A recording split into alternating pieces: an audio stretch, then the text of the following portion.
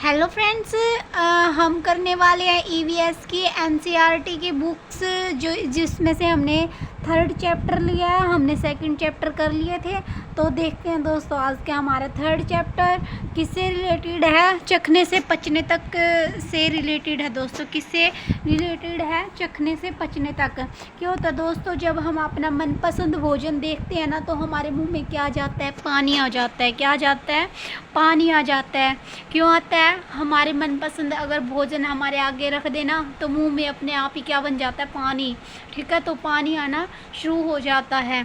और मनपसंद चीज़ें कौन कौन सी होती है? चॉकलेट, समोसा, आइसक्रीम, संतरा, जलेबी, सबकी अलग अलग तरह की मतलब पसंद होती है।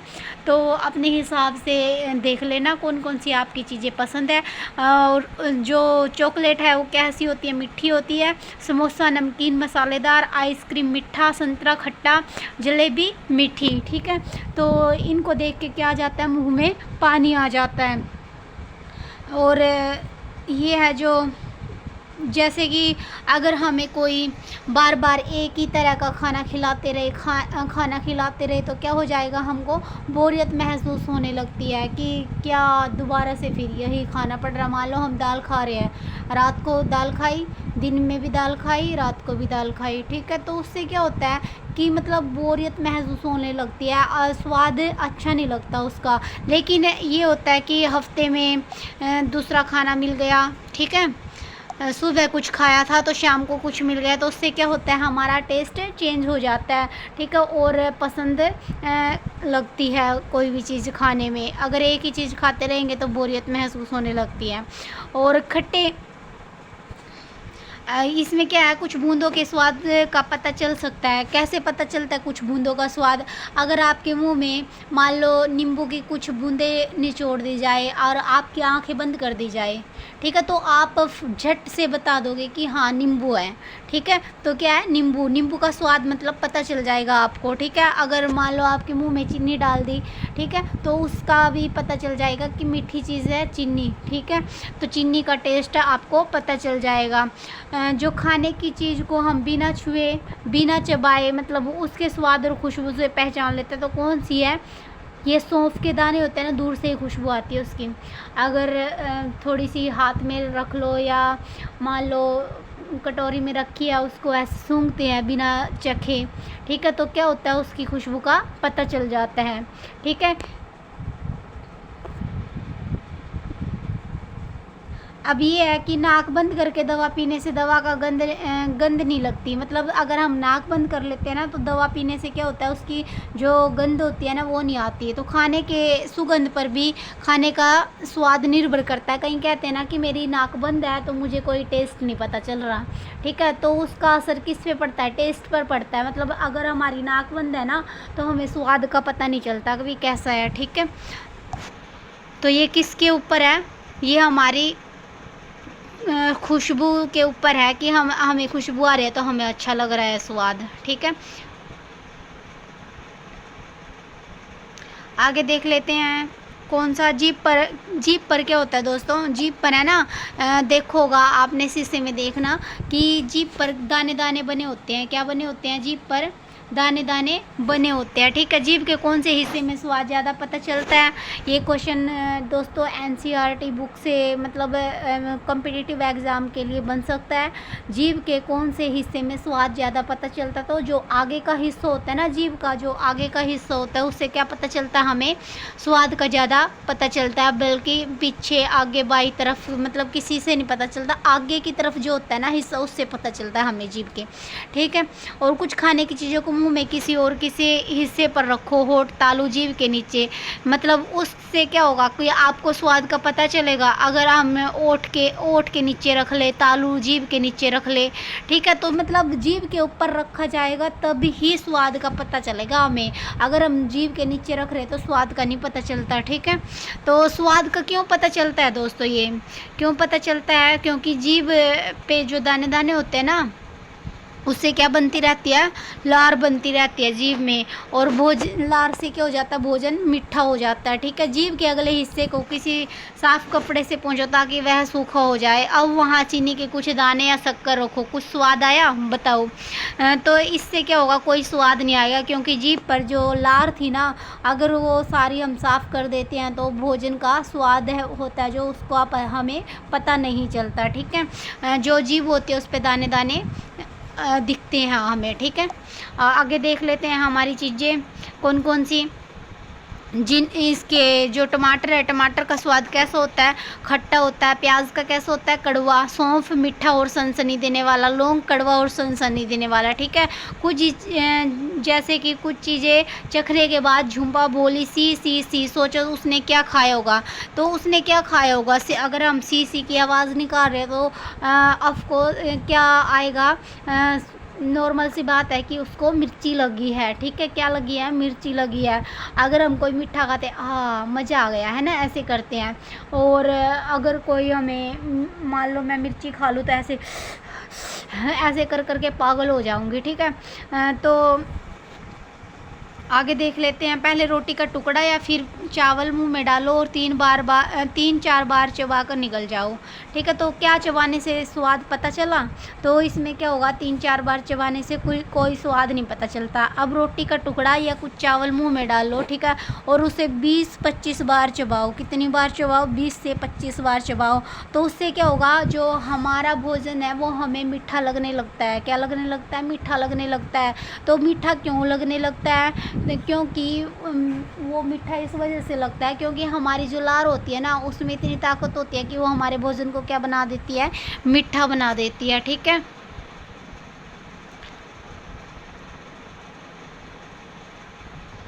अब घर में लोग तुम्हें कहते होंगे खाना धीरे धीरे खाओ, ठीक से चबाओ, खाना अच्छे से पचेगा।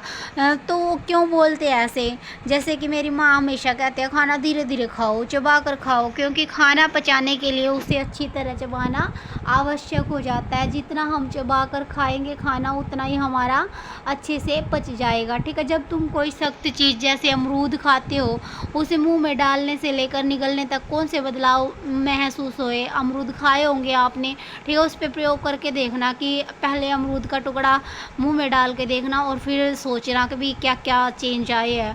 ठीक है, जब अमरूद खाते हैं ना तो पहले सख्त लगता है, फिर कड़वा लगता है, और जैसे ही हमारी लार में मिक्स हो जाता है ना तो क्या लगता है हमें, धीरे धीरे मीठा और मुलायम लग जाता है। तो लार का काम क्या होता है, लार का काम क्या होता है, लार हमारे भोजन को मुलायम और मीठा बनाती है। ठीक है, लार हमारे भोजन को क्या बनाती है, मुलायम और मीठा बनाती है। अबे क्या तुमने किसी को कहते सुना है मेरे पेट में चूहे कूद रहे हैं।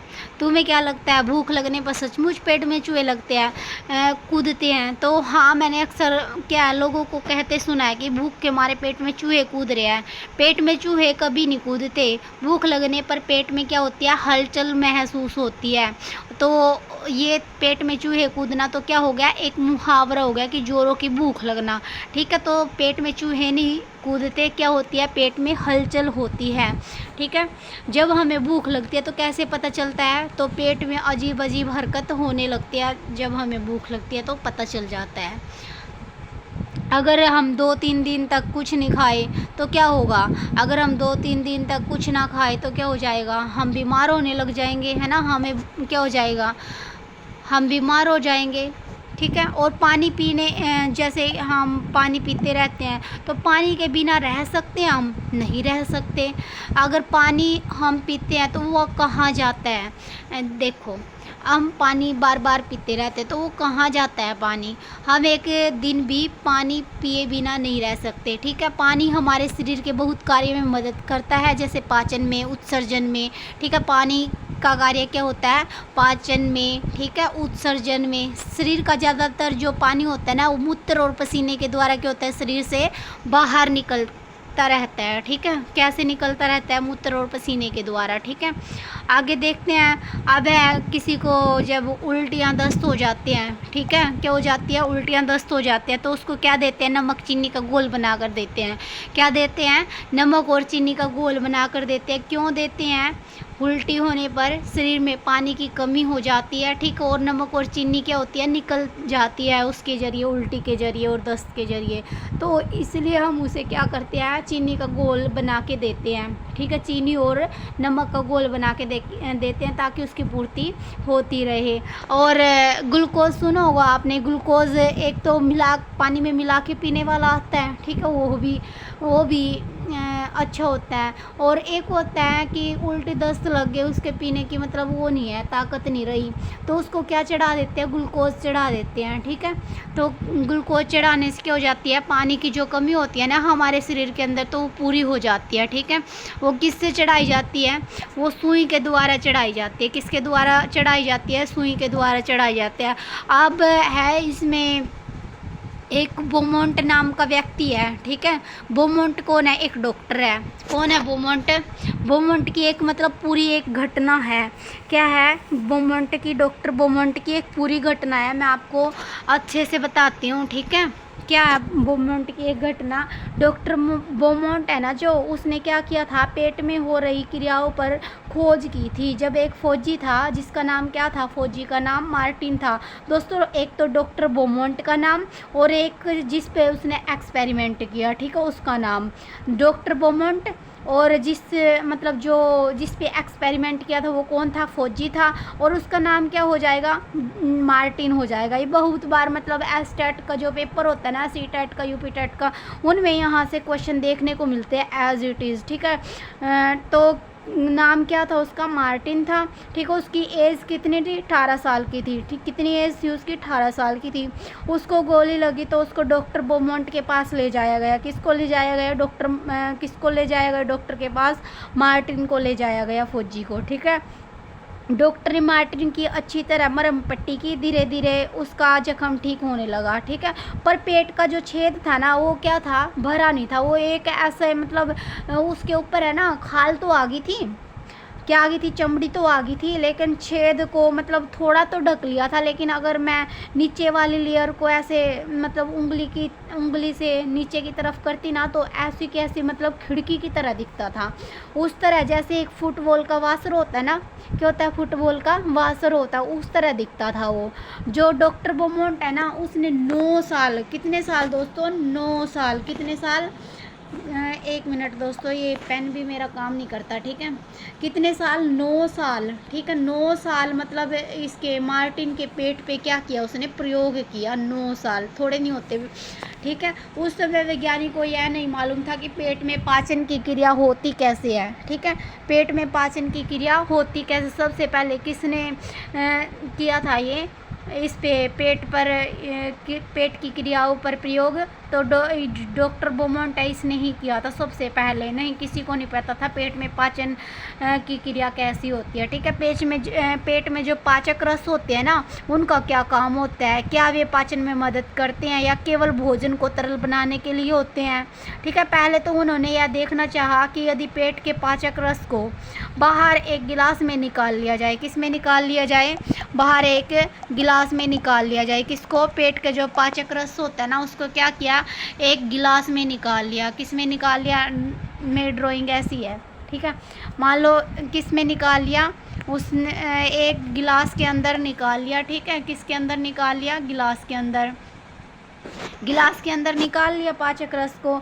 अब कैसे क्या पता करना हमने, पेट के पाचक रस को निकाल के, तो खाने की कोई चीज़ उसमें डुबो कर रख दी जाए। क्या रख दी जाए, खाने की जो कोई चीज़ है, मान लो ब्रेड है या कुछ भी लगा लो, उसमें डालकर रख दी जाए, या रोटी लगा लो, ठीक है। इसके लिए उन्होंने एक प्रयोग किया। क्या प्रयोग किया, एक ट्यूब से पेट में से कुछ पाचक रस निकाल लिया। फिर 10 मिलीमीटर पाचक रस में एक उबली हुई मछली के 20 बारीक टुकड़े डालकर, क्या था दोस्तों, 10 मिलीलीटर, ठीक है। कितने, 10 मिलीलीटर क्या निकाला, पाचक रस निकाला पेट से। और एक उबली हुई मछली, कैसी, कच्ची नहीं, उबली हुई, कैसी, उबली हुई मछली, ठीक है। उबली हुई मछली के 20 बारीक टुकड़े डालकर सुबह 8:30 बजे रख दिए। इस गिलास को उतने ही तापमान में रखा जितना आमतौर पर हमारे पेट के अंदर होता है। कितना, जितना हमारे पेट के अंदर होता है, मतलब जितना हमारे पेट के अंदर तापमान होता है ना, वो एक कमरे में, मतलब मान लो जहाँ पर वो प्रयोग कर रहा था वहाँ पर उतना ही तापमान बनाकर वो क्या कर दिया, पाचक रस रख दिया। ठीक है, लगभग 30 सेंटीग्रेड, कितना दोस्तों, 30 सेंटीग्रेड हो जाएगा। कितना हो जाएगा, 30 सेंटीग्रेड। ठीक है, 30 सेंटीग्रेड तापमान पर रख दिया। दोपहर के 2 बजे तक उन्होंने देखा कि मछली के सब टुकड़े पूरी तरह से क्या हो चुके थे, घुल चुके थे। क्या हो चुके थे, घुल चुके थे। ठीक है, क्या हो चुके थे, घुल चुके थे। अब दोस्तों उन्होंने जो प्रयोग किया ना, कच्चा दूध पे किया, उबला दूध पे किया, पूरी तरह उबला अंडे पे किया, कम उबला अंडा, कच्चा अंडा, फेंटा हुआ कच्चा अंडा। ठीक है, मतलब ये किए, एक पहले तो मतलब पेट में किए और फिर किस में देखे, गिलास में डाल के देखे अभी कैसे मतलब वो होता है इनका। तो कैसे होता है दोस्तों, एक खाली देख लेती है जगह ये रही। ठीक है, पहले क्या किया, कच्चा दूध लिया तो उसको मतलब पेट में कितने घंटे लगे, 2 घंटे। कितने, 2 घंटे 15 मिनट। ठीक है दोस्तों, कितने घंटे लगे, 2 घंटे और 15 मिनट। ठीक है, 15 मिनट। और जो गिलास है, गिलास में कितने लगे, गिलास में लगे 4 घंटे 45 मिनट। कितनी, 4 घंटे और 45 मिनट है। ठीक है दोस्तों, किस में लगी, गिलास में लगी, कच्चे दूध की। और उबले दूध की अगर बात करूँ तो उबला दूध पेट में कितनी लगी, 2 घंटे। आप लिख लेना दोस्तों, ठीक है, मैं बता दूंगी ऐसे ही। उबला दूध 2 घंटे लगे और किस में, पेट में। और गिलास में कितने लगे, 4 घंटे 15 मिनट। पूरी तरह उबला अंडा था जो, उसमें 3 घंटे लगे और 30 मिनट। ठीक है, पेट में पचने में। और गिलास में पचने में कितने लगे, 8 घंटे लगे। कम उबला अंडा था, 3 घंटे लग गए। और गिलास में 6 घंटे 30 मिनट। ठीक है, कच्चा अंडा फेंटा हुआ 2 घंटे लगे पेट में और 4 घंटे 15 मिनट किस में लगे, गिलास में लगे। कच्चा अंडा था 1 घंटे 30 मिनट में मतलब पच गया और जो गिलास था उसमें कितने, 4 घंटे लगे। देखो दोस्तों, पेट में जल्दी पच गया और गिलास में कम मतलब ज़्यादा टाइम लगा। जो पेट का जो पाचक रस होता है ना, वो क्या होता है, एक एसिड की तरह ही होता है। क्या होता है, पेट का जो पाचक रस होता है वो कैसा होता है, एसिड की तरह होता है। ठीक है दोस्तों, ये दोस्तों इसकी कुछ एक्टिविटी है बच्चों से रिलेटेड, तो ये भी करवा देती हूँ एक बार। या तो इसको तो आप रहने दो, ये हमारे काम की चीज़ नहीं है। ठीक है, ये हमने कर ही लिया है, जो सारी चीज़ें हमने कर ली उससे रिलेटेड है ये। ठीक है, आई होप दोस्तों ये वीडियो आपको पसंद आई होगी, तो प्लीज़ वीडियो को लाइक कीजिए, शेयर कीजिए, कमेंट कीजिए और मेरे चैनल को सब्सक्राइब कीजिए, ताकि जितने भी लेसन हैं एनसीईआरटी के 5th क्लास से लेके 8th क्लास तक के, तो मैं सारी एनसीईआरटी की बुक्स ईवीएस की यहीं पे करवाऊंगी यूट्यूब पे। तो मेरे चैनल को सब्सक्राइब कर लीजिए ताकि मेरी वीडियो आप तक पहुंच सके। सो थैंक यू दोस्तों।